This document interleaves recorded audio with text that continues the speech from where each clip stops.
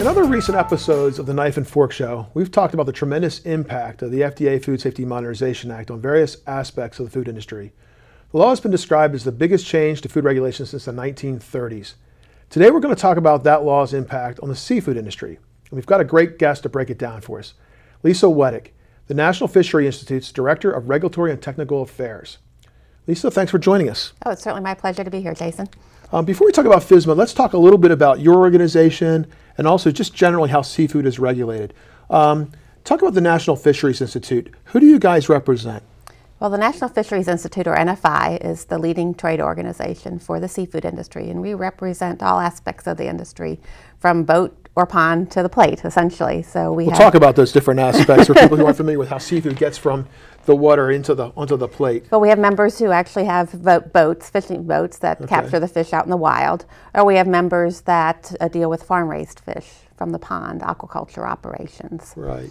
And after harvesting from both methods, the fish are processed in processing facilities, either domestically or in foreign facilities.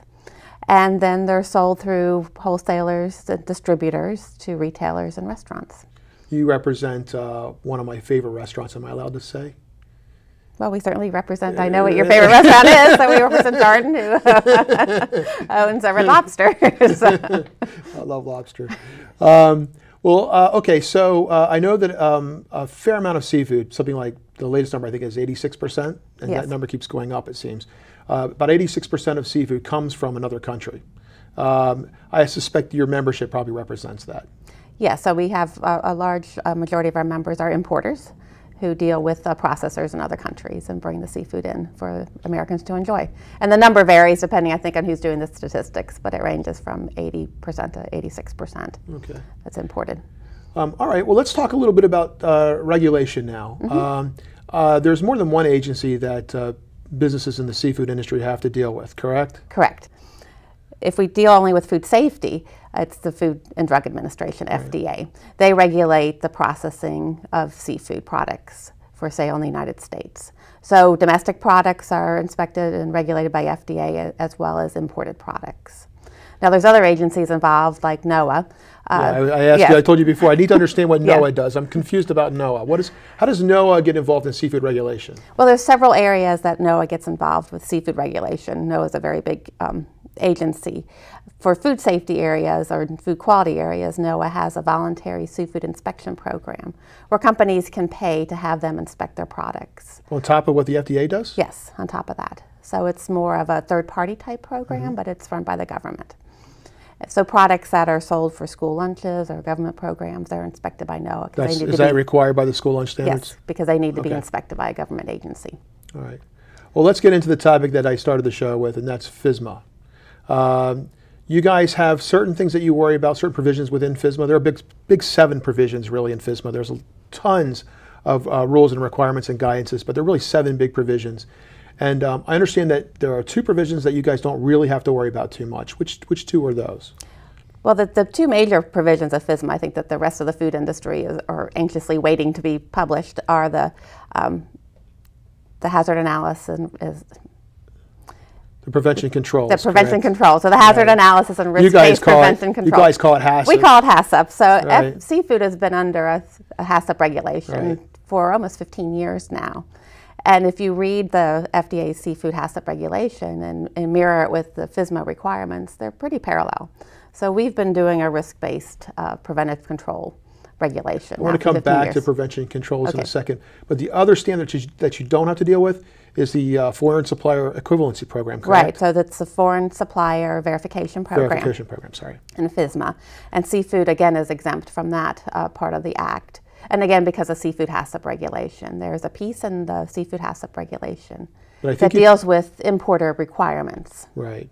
I think you told me, however, that you were still keeping an eye on the prevention control rules because that they may go to places or may do things that they don't currently have in seafood HACCP. Is that correct? That's correct. I mean, there is a statement in FSMA that says this does not, preclude FDA from making any changes to existing HACCP regulations. Right. So we're closely watching to see what happens, to see if seafood HACCP is going to need to expand. Probably wouldn't take long if FDA put out different rules for prevention control to go, hey, if it works over here, why wouldn't it work over here? Right. And 15 years ago, we didn't have to worry about bioterrorism risk. So in seafood HACCP, we don't have a provision for intentional adulteration concerns like there is in FSMA. Now, one of the big provisions I know you don't have to deal with is the produce safety standards. That would be a third provision you don't have to deal with. You guys are so lucky. I know. The other food industry must be so jealous of the seafood industry. Okay, but there are two provisions that you are keeping an eye on in particular because they do affect seafood. What are those? One provision that we're certainly keeping an eye on, which will be a big benefit to our importer members, is the voluntary qualified importer program. VQIP. VQIP. Certainly, if our importers can meet whatever requirements are going to be put out for that program, we certainly want to take advantage of that because anytime you can get shipments through the ports faster because you're an A-star importer, you certainly want to take advantage of that. Right. And the second provision that we're keeping an eye on is the third-party auditor program because that, I think, will come into play quite a bit with helping, again, with imports. That's the provision that basically says that products being produced in other countries can be audited by a third party, and that third party could be an independent company or even the foreign government, and they have to meet the standards set in this program. Correct. So it's really FDA deputizing, essentially. Right, yeah, that's a good way of putting it. Yeah, it's a good way of putting it. And we're certainly keeping an eye on that. For one reason, there's a long-standing import alert on the books, Import Alert 16131, which has to do with 5 species of aquacultured fish from China. Right. And it's very difficult to get on the green list, as they call it, from that import alert. Let's see if I have those down now. Shrimp. Shrimp. Basa. Basa. Something called dace. Dace, yes. Which I thought you said, I had to look up because I thought you said base, and that wasn't right.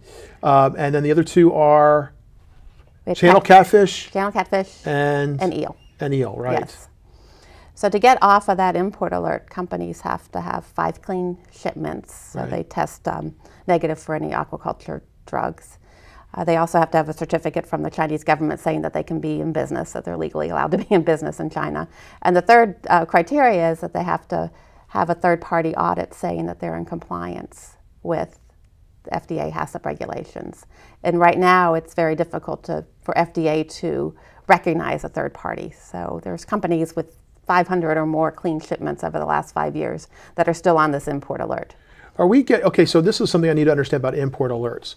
My understanding is the way an import alert works is that just means basically with that particular item is identified from that particular country, every time it comes to a port, it has to be inspected, which slows everything down, right? Well, it's more than just being inspected. The importer has to provide the evidence that the product is safe. So they have to pay for the testing. So it's essentially a 100% testing program. As a result of this import alert, which has been in place since 2007, are we able to get catfish or shrimp from China? Oh, yes. I mean, there are companies that have, or they're on the green list, so they're exempt from that import alert because they've met the criteria. Oh, okay. So there are a few companies.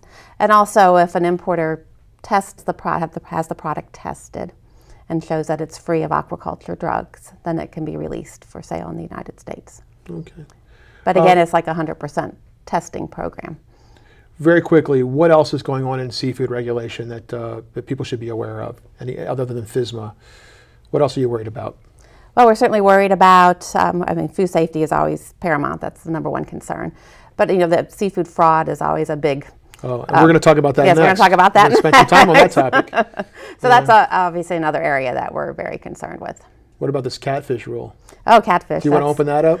I don't know. That might take another 20-minute session, I think, to talk about catfish. But I don't think we have time to talk about catfish. That'll be another day. Well, we're going to stop right here because we're running short of time. But Lisa's not going away because we want to talk to her about this other issue that we just mentioned.